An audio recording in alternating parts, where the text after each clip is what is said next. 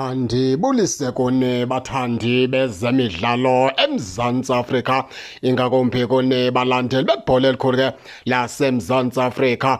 Apha ke baphulaphulisa nendaba ke ethethwa phaa liqala lamagqali legend ke yalapha eMzantsi Afrika uTeko Modise. Bazamkhumbula kabanisi okubana ke uTeko Modise lo wayebaleka phaa kwezi Orlando Pirates xa ebekwe Supersport United.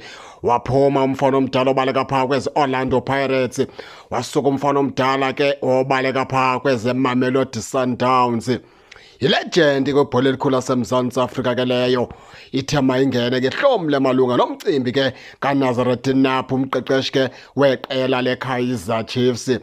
Uyibeke kanje ke indaba kaNapi uTeko Modise wenjenje, uthi Kaizer Chiefs ke uyasiva isancwelo namahlebezi namahumumu angathi ke iKaizer Chiefs ihambe imchithe pha uMr Napi.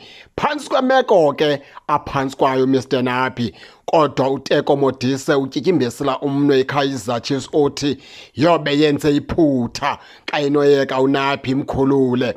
Uthi uTeko Modise xa intetha yakhe ke eqhubeleka nayo umfana omdala, uthi koze kube nini na iKaizer Chiefs itshintsha ocoacha isogqiba ishiye iplayers ke engazitshintshiyo, into ethetha ukuthi tshintsha ocoacha abadlali abatshintshi, kufika ucoach omtsha aqhubeleke nabadlali bekudala bepha aphinde agqothe lo coacha, kufika ucoacha omtsha aqhubeleke nabadlali bekudala bepha. Uthi uTeko Modise yena ngendlela ayibona ngayo uMr Napi lo ebefika apha empela season ngoku into mayenzeke iKaizer Chiefs bayimnike ithuba lokubana agqibele season yakhe yokuqala aze abe negunya lokusayina abadlali bakhe aba baqondayo uMr Napi lokubana ke baza kwenza lento afuna bayenze phaa kwiKaizer Chiefs, ngoba uthi yena enguTeko Modise ikhona into angayiqondiyo, ngoba bokumele uba ngoku iKaizer Chiefs ke ivula amehlo kwabo badlali kudala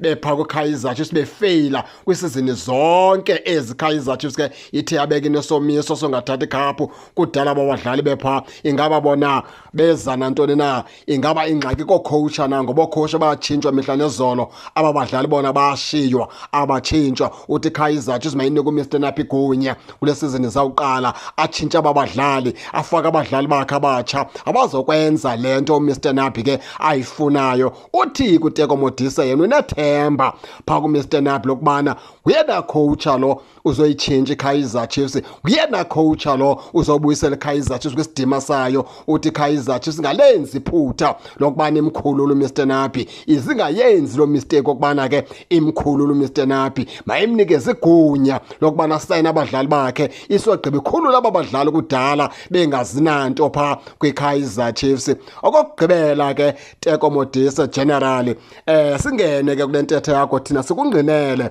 kunabadlali apho Kaizer Chiefs abanesizini ezintathu nezimbini nezine bekule team akho nto bayenzele yona iKaizer Chiefs kudala bepha kutshintshwa coacha kushiywa bona. Kufikile ixesha lapho lokubana ke ngoku ke kuphungula nalapho abadlali kudala bepha aba kudala befeyila nabo bengazinanto Kaizer Chiefs ke kuyekwe ke ukuphoswa iminwe kakhulu apha ke kubaqeqeshi. Injalo ke baphulaphula intetha ke kaTeko Modise. Nani ke ningake ningene nitshone into okubana niyiva njani, nize ke ningakhohlwa usubscribe kule channel ukuze ningaphoswa zezemidlalo endizanothulela zona kwixa elizayo kakuhle babukeli.